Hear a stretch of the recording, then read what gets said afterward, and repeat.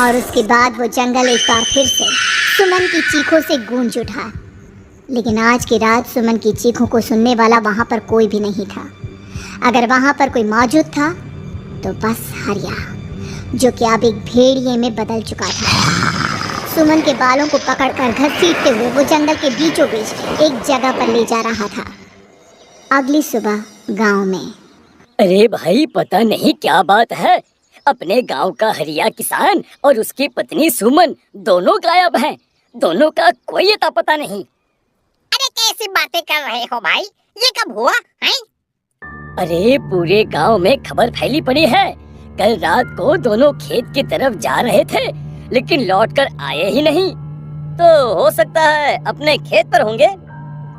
पूरा गांव ढूंढ कर आया है भाई। जानते हो क्या मिला वहाँ पर? क्या हुआ भाई, क्या मिला? बताओ हमें, क्या मिला? अरे हरिया की पत्नी सुमन के कपड़े पड़े हुए थे। शरीर का एक एक कपड़ा फटा हुआ झोपड़ी के बाहर पड़ा था, लेकिन दोनों पति पत्नी का कोई पता ठिकाना नहीं था। अरे भाई, लेकिन उसका जो दोस्त है ना रामू किसान, उससे पता करके आते हैं ना। अब तक तो दोनों साथ ही खेत पर जाया करते थे। हाँ हाँ हाँ, हमें उसके घर जाना चाहिए भाई। चलो चलो वहाँ चलते हैं, चलो। वो सारे लोग रामू के घर पर पहुंचते हैं। रामू अपने घर के बाहर बैठकर हुक्का पी रहा था।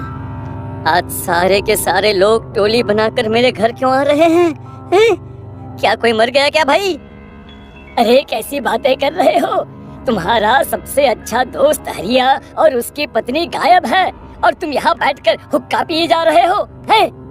रामू ने अजीब सी नजरों से उन सब गांव वालों की तरफ देखा, जिसकी वजह से वो लोग एक बार के लिए डर गए। गायब है? अरे गायब नहीं है, मुक्ति मिल गई है। उन दोनों को मुक्ति मिली है। इस दुनिया में आकर हर इंसान पाप करता है और उसे उसके पापों के लिए मुक्ति मिलना बहुत जरूरी है। अरे ये कैसी बहकी बहकी बातें कर रहे हो भाई, हैं? और इसका चेहरा अजीब सा क्यों लग रहा है? लगता है दोस्त के मरने का गम बैठ गया है। पागल हो गया है शायद ये पागल। ये बात सुनते ही रामू चीख कर जोर से चिल्लाते हुए कहता है, पागल मैं नहीं हूँ, पागल तुम सब हो।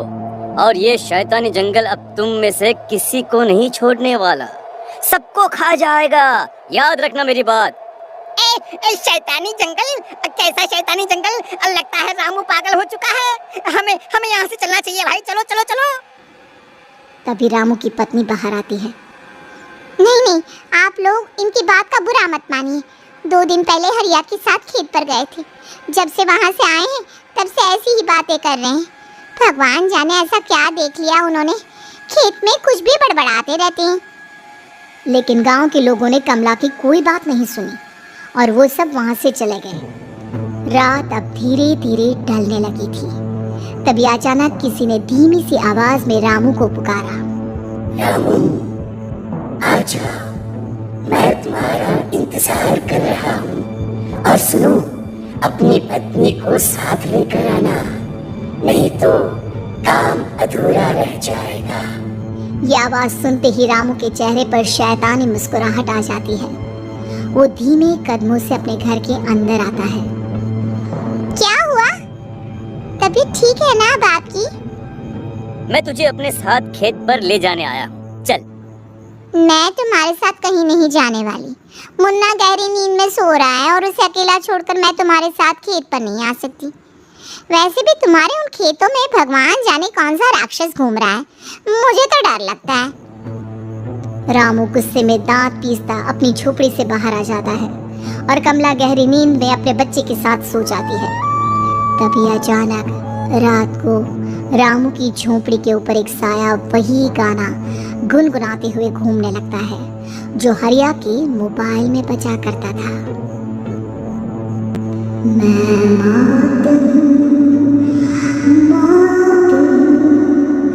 मौत जा बसरी चारों, जो आएगी कहीं से निकल जाएगी सबको। मैं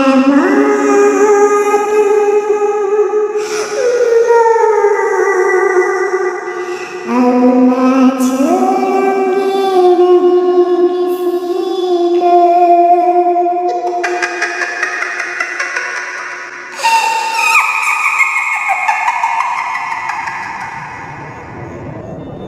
ये आवाज़ सुनकर रामू की पत्नी कमला की आंख खुलती है और वो देखती है कि उसका मुन्ना अपनी जगह से गायब था। कमला चीखते हुए बाहर दौड़ कर आती है। वहाँ पर उसने देखा कि रामू ने अपने बच्चे को झोपड़ी के बाहर एक पेड़ से उल्टा लटकाया हुआ था और उसका बच्चा चीख चीख कर रो रहा था। वहीं दूसरी तरफ एक साया बच्चे के ठीक नीचे आग जलाकर उसके चारों तरफ हैवानों की तरफ नाच रहा था। छोड़ दो मेरे बच्चे को। अरे क्या कर रहे हो तुम? शर्म नहीं आती तुम्हें अपने ही बच्चे को इस तरह मौत के हवाले करते हुए? अपना बच्चा? किसने कहा ये मेरा बच्चा है? अरे ये तो उस रामू की औलाद है, इस गांव के किसान रामू की, और मेरी दुश्मनी इस गांव के हर इंसान के साथ है। क्या? कैसी बात कर रहे हो तुम? ये औरत कौन है? ये मेरे बच्चे को खा जाएगी। तभी अचानक से उस साया ने एक बेहद खतरनाक दिखने वाली औरत का रूप ले लिया और उसकी आंखों से आग निकल रही थी। सही पहचाना तूने, मैं तेरे बच्चे को खा जाऊंगी।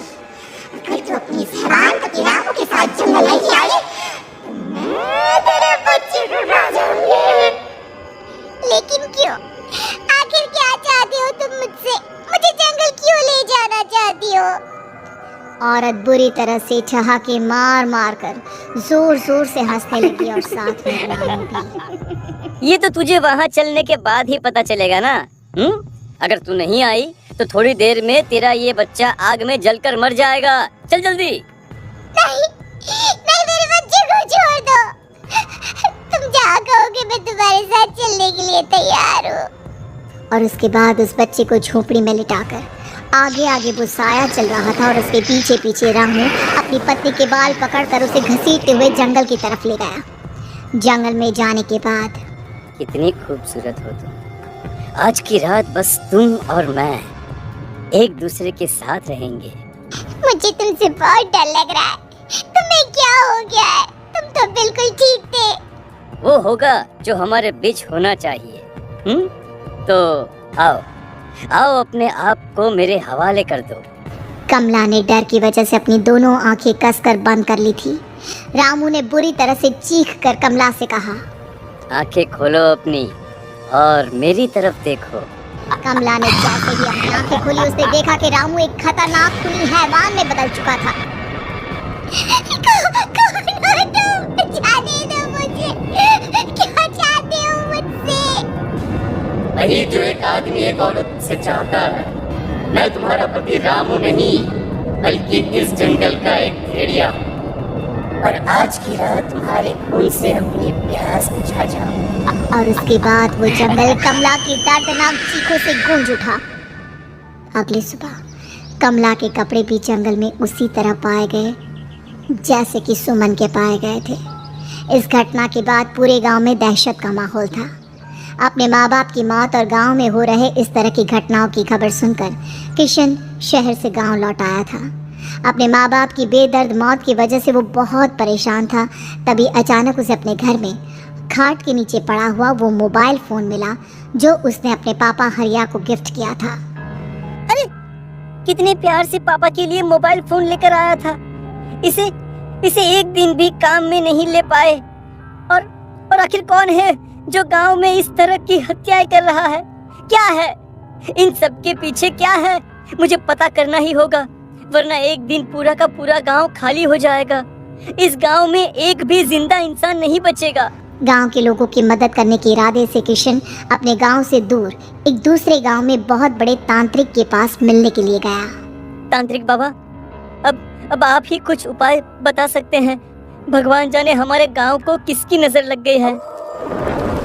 नजर नहीं लगी है, किसी ने तुम्हारे गांव को बद्दुआ दी है। किसी सताई हुई आत्मा का प्रकोप है, और अब वो पूरे गांव में किसी को नहीं छोड़ेगी जब तक उसकी आत्मा को शांति नहीं मिल जाती। अरे लेकिन ऐसा कौन है बाबा? किसकी आत्मा है और कैसे मिलेगी उसे शांति? मौत है, मौत कहीं से भी आएगी और सबको निगल जाएगी। इससे बचने का सिर्फ एक ही उपाय है, लेकिन उस उपाय को करना आसान नहीं होगा। जो भी उस उपाय को करने की कोशिश करेगा उसकी जान जा सकती है। भले ही मेरी जान चली जाए, लेकिन मैं अपने गांव के लोगों की जान बचाने की पूरी कोशिश करूंगा बाबा। तो ठीक है फिर, अगली अमावस की रात जैसा मैं कहता हूँ वैसा ही करना। अमावस की रात तांत्रिक के बताए अनुसार किशन अपने साथ केरोसिन लेकर जंगल की तरफ चल पड़ा। उसके हाथ में देवी के मंदिर का सिंदूर भी था। किशन जंगल के बीचों बीच पहुंचा। ये देखकर उसकी आंखें फटी की फटी रह गई। वहां एक उबलते पानी का तालाब था और कई लोगों की लाश लटक रही थी। किशन के माँ बाप की लाश भी वहीं थी। माँ, बापू, क्या हो गया? ये क्या हो गया? तभी वहां पर एक औरत और आदमी आते हैं। उन्हें देखकर किशन चौंक जाता है। गोपाल काका, आपकी तो 5 साल पहले मौत हो गई थी। और निर्मला काकी, आप? मौत तो हो गई थी, लेकिन तुम ये नहीं जानते कि हमारी मौत कैसे हुई थी। क्या कहना चाहते हैं आप? कुछ नहीं, बस ये जान लो कि अब इस गांव में कोई जिंदा नहीं बचेगा। लेकिन क्यों काकी? क्योंकि 5 साल पहले इन गांव वालों ने मुझे डायन बताकर पत्थर मार मार के मार डाला। मेरी कोई गलती नहीं थी। गांव का एक बच्चा क्या लापता हुआ, सारा इल्जाम मेरी पत्नी पे डाल दिया। और जब मैंने निर्मला की जान बचाने की कोशिश की तो मुझे भी मार डाला। आपके साथ ये बहुत गलत हुआ काकी, लेकिन आप जो कर रहे हैं वो भी सही नहीं है ना। तुम यहाँ से चले जाओ वरना तुम भी नहीं बचोगे। हमारी आत्मा पिछले 5 साल से मुक्ति के लिए भटक रही है। चले जाओ यहाँ से। मौका देखकर किशन सिंदूर उन दोनों के ऊपर डाल देता है। उनका शरीर जलने लगता है और वो भयानक तरीके से चिल्लाने लगते हैं। अगले ही पल किशन उनके ऊपर केरोसिन डाल देता है और वो दोनों जल जाते हैं। किशन अपने माँ बाप और दूसरी लाशों का अंतिम संस्कार करवाता है और अपने घर लौट आता है। लेकिन वो अभी भी इस बात से अनजान है कि मोबाइल अभी भी बज रहा था। मैं मौत